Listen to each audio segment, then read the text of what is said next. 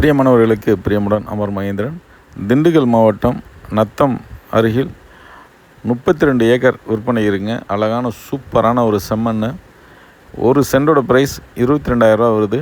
மேலும் விவரங்களுக்கு ஸ்க்ரீனில் தெரிய நம்பருக்கு கால் பண்ணுங்கள். தேங்க்யூ. தேங்க்ஸ் ஃபார் வாட்சிங்.